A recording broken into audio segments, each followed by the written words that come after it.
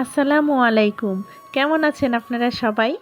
আশা করি কাছে দূরে যে যেখানেই যে অবস্থাতেই আছেন না কেন, মহান আল্লাহ তাআলার অশেষ রহমতে আপনারা সকলেই ভালো আছেন। আমরাও সবাই ভালো আছি আলহামদুলিল্লাহ। তো আবারও একটি নতুন ভিডিওতে আপনাদের সবাইকে স্বাগত জানিয়ে শুরু করতে যাচ্ছি একটি ভীষণ মজাদার একটি রেসিপি, এম তালের শাঁসের রসমালাই রেসিপি। তো এই রেসিপিটি আমি A to Z আপনাদেরকে দেখিয়ে দিচ্ছি।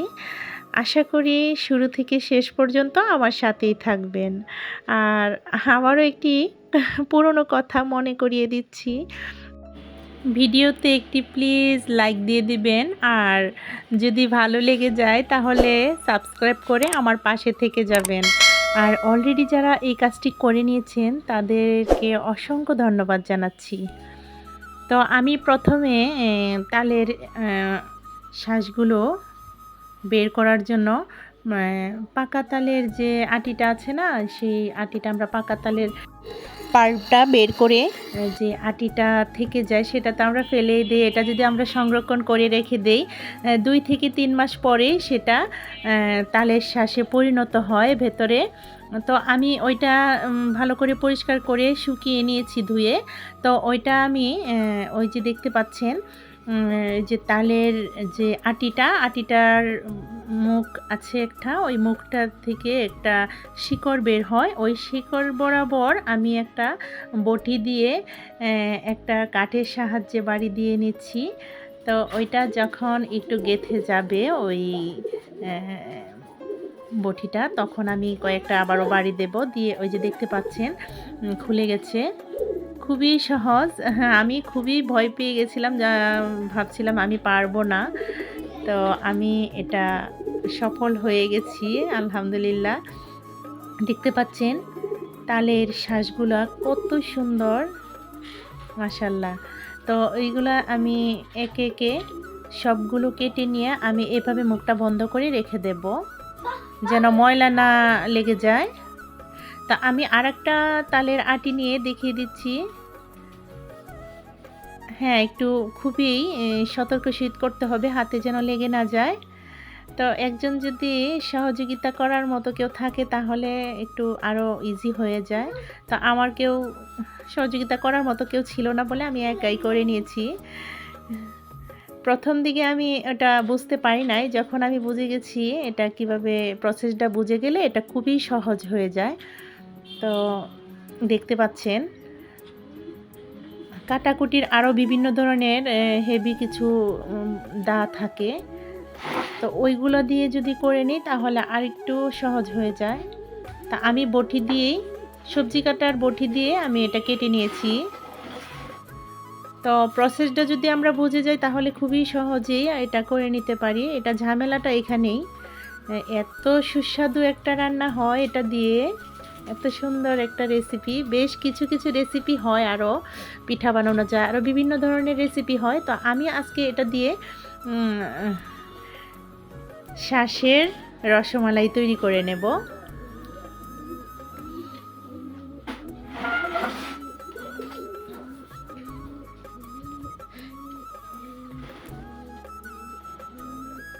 সমস্ত আটিটার ভেতরে ভরপুর একবারে শাঁসে। এটা আমরা এই যে নারিকেল আছে, নারিকেলের ভেতরেও এই শাঁসটা হয়। তো আমরা নারিকেলেরটা সবসময় দেখে থাকি, নারিকেলটা আমরা অ্যাভেলেবল খাই বলে।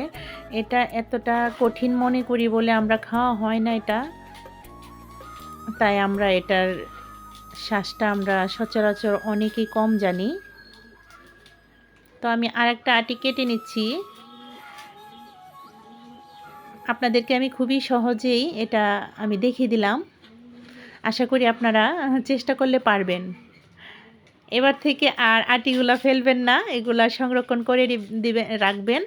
তো এটা 2 থেকে 3 মাসের মধ্যে খাবার উপযোগী হয়, শাঁসটা তৈরি হয়ে যায় ভেতরে। তালের আটি থেকে শাঁস বের করার দায়িত্বটা আপনাদের ভাইয়াকেই দিয়েছিলাম। তারপর ভাবলাম বেচারি কষ্ট করে আসে, তারপরে নিজে একটু ট্রাই করতে গিয়ে দেখলাম আলহামদুলিল্লাহ নিজেই পেরে গেছি। আর এখানে আমি 10 থেকে 12টি তালের আটি নিয়েছি। প্রতিটাই কেটে এভাবে রেখে দিয়েছিলাম। এখন আমি এগুলা প্রতিটা কাজের দ্বিতীয় ধাপ, একটা চামিচের সাহায্যে তালের শ্বাসগুলো বের করে একটা বাটিতে রেখে দিচ্ছি। প্রতিটা তালের আটিতে তালের শ্বাসে ভরপুর ছিল। আমি 10 থেকে 12টা তালের আটি নিয়েছিলাম। ওইখান থেকে প্রতিটা তালের আটি থেকে দুই পিস করে বের হয়েছে, মাঝখানে কেটে গেছে। তো একটা তালের আটি থেকে দুই টুকরো তালের আঁশ বেরিয়েছে।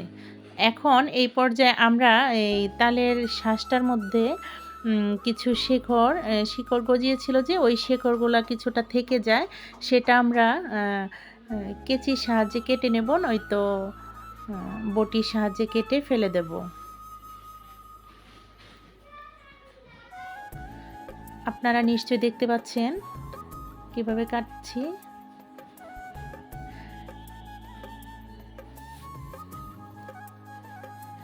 আপনারা যদি এই প্রসেসগুলো অবলম্বন করে কেটে নেন, অতি সহজেই এগুলা বের করে নিতে পারবেন। তো তালের শ্বাসটা বের করার পরে তালের আটির ভেতরে কিছু পদার্থ ছিল নরম, ওইটাও আমি চামিচের মাধ্যমে তুলে নিয়েছি। সব কয়টাতে ছিল না, শুকিয়ে গিয়েছিল, আরও কিছু আগে সময় চলে গেছে। এটা আরও কিছু আগে হলে একটা জুসি একটা ভাব থাকে, আর ওই যে একটা নরম প্রলেপ থাকে এই শ্বাসটার নিচে, সেটা সবগুলোর মধ্যেই ছিল না, বেশ কয়েকটার মধ্যে ছিল। আমি সেগুলো সংরক্ষণ করে নিয়েছি। তো এখন আরেকটা আমি এভাবে চামিচের মাধ্যমে শ্বাসগুলো বের করে নিচ্ছি। দেখতে পাচ্ছেন কিছু কিছু ভেঙে যাচ্ছে, সমস্যা নেই, আস্ত আধো ভাঙা ওইভাবেই আমি রেসিপিটা তৈরি করেছি।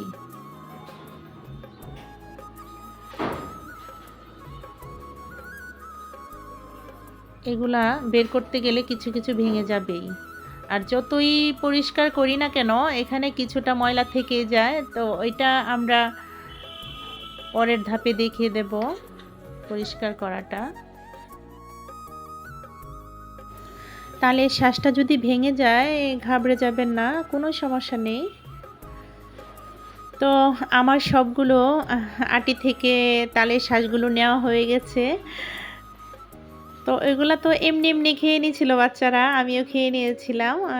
ছোটোবেলা অনেক খেয়েছি, বড়রা এগুলা কেটে দিয়েছিল, আমি কখনো এগুলা খুলে দেখিনি, কখনোই খুলিনি, আজ এই প্রথম আমি এটা করলাম। আপনারাও পারবেন ইনশাল্লাহ।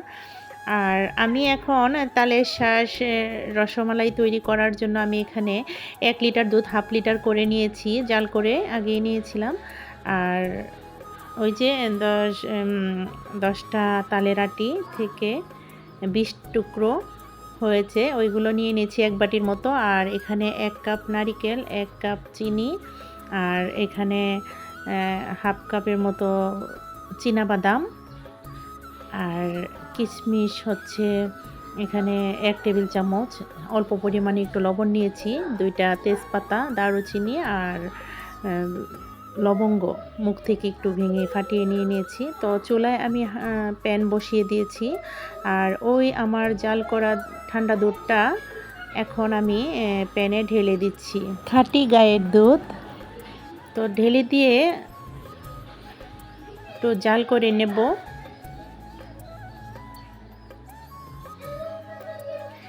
এরই ফাঁকে আমি একটু এই জালনা দিয়ে টুকি দিয়েছিলাম, দেখতে পেলাম এত সুন্দর একটা দৃশ্য যে সেটা আমি ক্যামেরায় বন্দি না করে পারলাম না, আর ওইটা আপনাদের সঙ্গে শেয়ার করে ফেললাম। সত্যি মাতৃত্বের এর চাইতে মনে হয় না মধুর কোনো দৃশ্য। এত সুন্দর দৃশ্যটা ভালো লাগছিল, মা আর সন্তানের, কত কিউট মাশাল্লাহ বাচ্চাটা, মা আর বাচ্চা একই রকম দেখতে। আপনাদের সঙ্গে সেটা শেয়ার করে ফেললাম, কমেন্টে জানাবেন আপনাদের কেমন লেগেছে। তো আমি এখন এই পর্যায়ে আমি তালের আটিগুলো নর্মাল পানি দিয়ে আমি ধুয়ে নিচ্ছি। তো আমি যা দেখতে পাচ্ছি আপনারা তাই দেখতে পাচ্ছেন, অবশ্যই দেখতে পাচ্ছেন। যখন আমি তালের শ্বাসগুলো আমি সংরক্ষণ করছিলাম, তখনই কিছু পিঁপড়া সাথে সাথে এগুলা কোত্থেকে যে চলে আসলো। এতটা মিষ্টি ছিল, পিঁপড়ারাও এসে গেল। আর সঠিক একটা ন্যাচারাল খাবার, শুদ্ধ খাবারেই কিন্তু মাছি এবং পিঁপড়ারা আসে। তো আমার ওই দুধটা জাল করে নেওয়া হয়ে গেছে। একটু আমি ঢেকে দিয়েছিলাম বলে একটু বলক এসে পড়েও গেছে, সমস্যা নেই।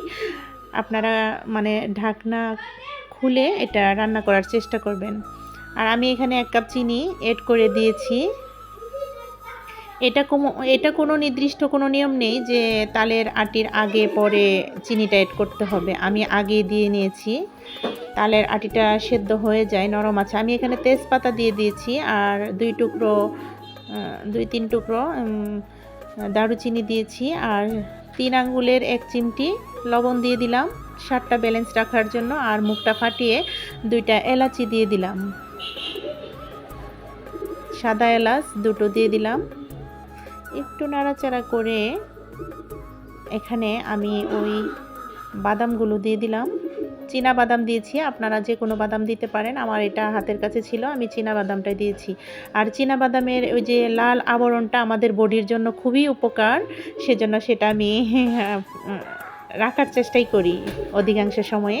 আর কালারফুল ভালো লাগে আমার ওইটা, তাই আমি ওই বাদামের খোসাটা ফালাই নাই। তো এখন আমি তালের শ্বাসগুলো আমি ভালো করে ধুয়ে একটা ছাঁকনির মধ্যে রেখেছিলাম, সেটা আমি স্ট্রেনারে পানি ঝরিয়ে নিয়ে ভালোভাবে আমি ওইটা এখানে ঢেলে দিয়েছি। দুধের মধ্যে শ্বাসটা দিয়ে দিয়েছি, সমস্যা নেই, হালকা একটু পানি ছাড়তে পারে ওইটা থেকে। আবার একটু নাড়াচাড়া করে হালকা একটু ঢেকে দিয়েছি। যদি কাছে থাকেন তাহলে এটা ঢেকে দেবেন। হ্যাঁ, ঢেকে রান্না করলে একটু বেশি টেস্টটা ভালো হয়। আর ঢেকে দিলে আমি লো ফ্লেমে রেখেছি আগুনটা, চুলার আগুন। তো একটু নাড়াচাড়া করে এই পর্যায়ে আমি কিছু নারিকেল ছড়িয়ে দিচ্ছি। 1 কাপ নারিকেলের থেকে 1 কাপের 3 ভাগের 1 ভাগ রেখে দিয়ে পুরোটাই আমি ঢেলে দিয়েছি। আবারও হালকা একটু নাড়াচাড়া করে নিচ্ছি স্প্যাচুলার সাহায্যে।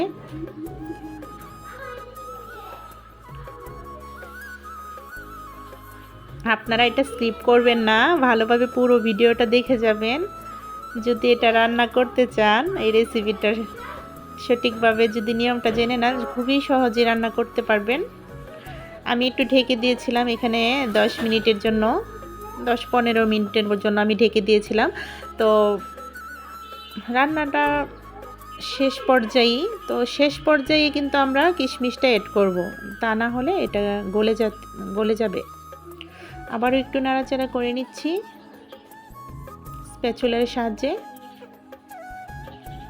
আমরা রান্না শেষে তেজপাতাগুলো উঠিয়ে ফেলে দিতে পারি। তো আমরা স্প্যাচুলারের সাহায্যে আপনাদেরকে দেখিয়ে দিচ্ছি, দেখুন মাশাআল্লাহ কত সুন্দরভাবে সেদ্ধ হয়ে গেছে তালের শ্বাসগুলো। আলহামদুলিল্লাহ, রান্নাটা কমপ্লিট হয়ে গেছে। তো আমরা এই পর্যায়ে নামিয়ে ফেলবো, চুলার আগুনটা বন্ধ করে দিয়েছি। এটা আরও ঘন হয়ে আসবে, ঠান্ডা হলে আরও ঘন হয়ে আসবে। তো আমি চুলার আগুন বন্ধ করে দিয়েছি।